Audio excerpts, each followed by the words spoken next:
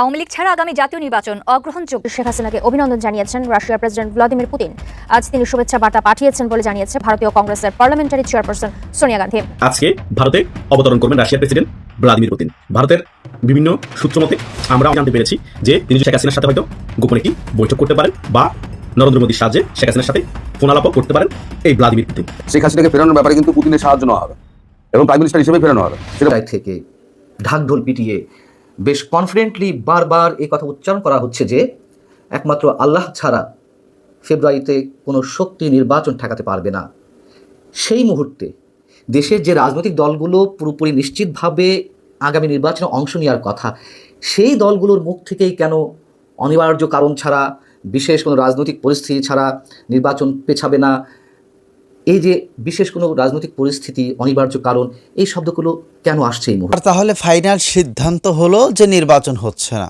আগামী ফেব্রুয়ারিতে নির্বাচন হওয়ার কথা ছিল, সেই নির্বাচন আর হচ্ছে না।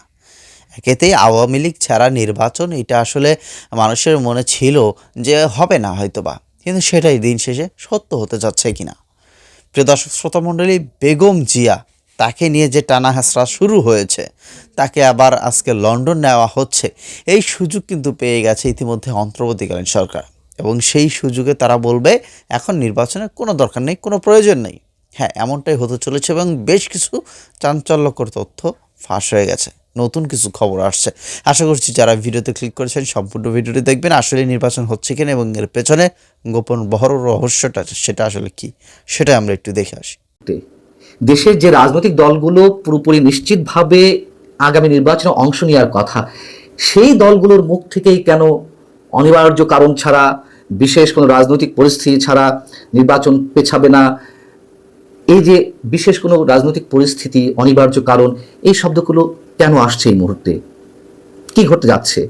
তো দর্শক, নিশ্চয়ই আমি একেবারে শুরু থেকে বলে আসছি, আপনারা নিশ্চয়ই খেয়াল করেছেন, বারবার বলে আসছি নির্বাচন ফেব্রুয়ারিতে হবে না সব দলের অংশগ্রহণ ছাড়া, অথবা ডক্টর মোহাম্মদ ইউনূস সরকারের অধীনে কোনো নির্বাচন হবে না, তিনি দিতে পারবেন না।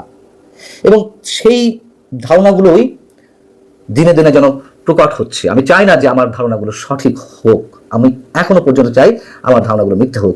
যেমন ধরুন বিএনপি সবচেয়ে বড় যে রাজনৈতিক দলটি এই মুহূর্তে দেশের, তাদের মুখ থেকে এই মুহূর্তে উচ্চারিত হচ্ছে দেশে অনিবার্য কোনো পরিস্থিতি তৈরি না হলে নির্বাচন বিলম্ব হোক, তা চায় না, বিএনপি চায় না।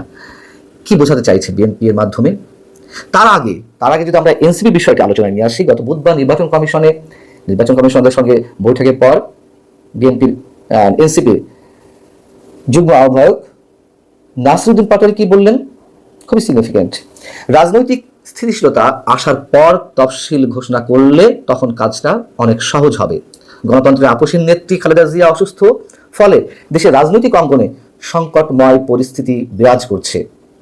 সংকটগুলো উত্তরণ করে সুন্দরভাবে তফসিল দেওয়ার জন্য তারা নির্বাচন কমিশনকে অনুরোধ জানিয়েছে বা আহ্বান জানিয়েছে। একই কথা দলের আহ্বায়ক নাহিদ ইসলামও ঠিক একই ভাষায় কথা বলেছেন, তফসিল দেওয়ার জন্য তফসিল দেওয়ার সময় যাতে রাজনৈতিক স্থিতিশীলতা থাকে এবং প্রতিটা দলেরই যাতে নির্বাচনী যাত্রা শুরু করার একটা পরিবেশ থাকে, সেই সময়টা যদি তফসিল ঘোষণা করা হয় তাহলে এটা নির্বাচন কমিশন ও সব রাজনৈতিক দলের জন্য উপকার হয়। এবার বিএনপি কি বলেছে সেটা খুলে আশা করি।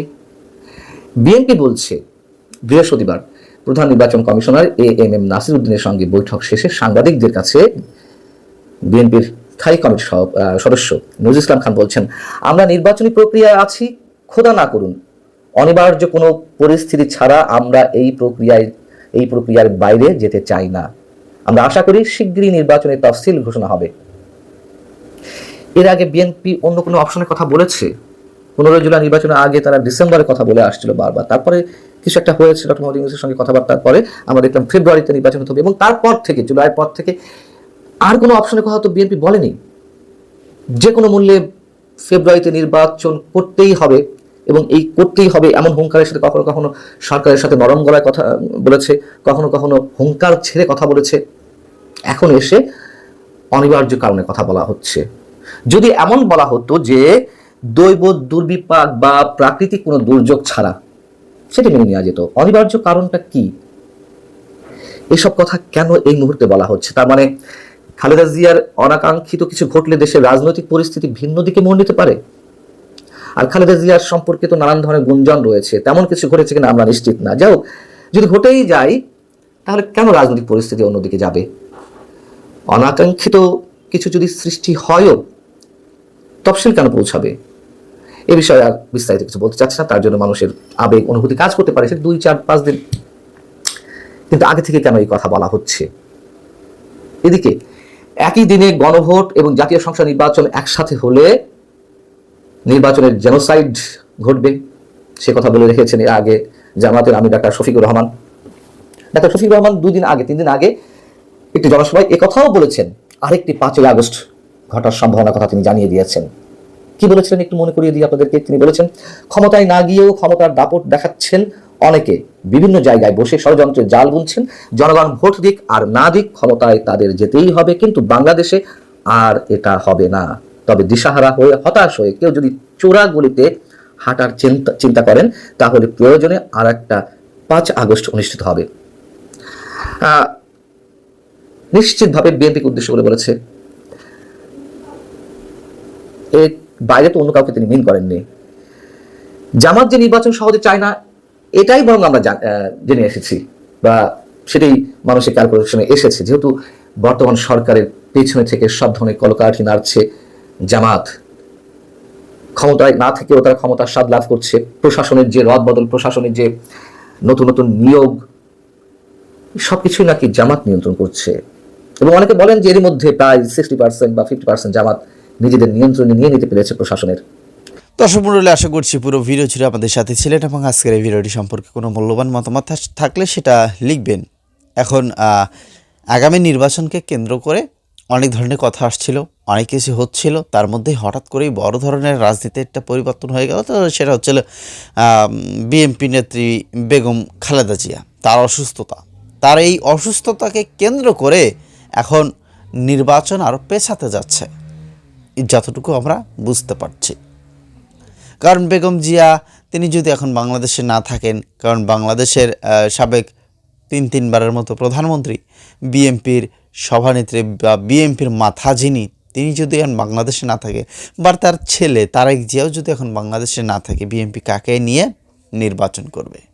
এটা হলো সবথেকে বড় কথা। এখন এই যে বিএনপি নেত্রী মারা গেছেন বেগম খালেদা জিয়া, তিনি আর নাই, এরকম খবর কিন্তু দেওয়া হচ্ছে। তো এখনও তিনি আসলেই জীবিত আছেন না এখনও মারা গেছে, সেটা এখন পর্যন্ত সোশ্যাল মিডিয়াতে সরাসরিভাবে দেখানো হচ্ছে না। সো অনেকেই বিশ্বাস করছে না যে তিনি বেঁচে আছেন বা তিনি মারা গেছেন, এটা কিন্তু এখনও প্রকাশ্যে বিশ্বাস করছে না। তবে এই সুযোগটাই নাকি পেয়ে যাচ্ছে অন্তর্বর্তীকালীন সরকার। তো আসলে রাজনীতিতে কখন কোন সময় কোন মোড় ঘুরে যায় সেটা বলা যায় না। তবে অনেকেই বিশ্বাস করে ভাই কি হয় হোক, আওয়ামী লীগ ছাড়া কোনো নির্বাচন হবে না। তো আপনারা কি একমত কিনা লিখবেন আমাদের কমেন্ট বক্সগুলোতে, এবং ভিডিওটি ভালো লাগলে শেয়ার করবেন। চ্যানেলে নতুন হয়ে থাকলে চ্যানেলটি সাবস্ক্রাইব করে বেল বাটনটি ক্লিক করে রাখবেন সবসময় এই ধরনের নিউজ আপডেটগুলো পাওয়ার জন্য।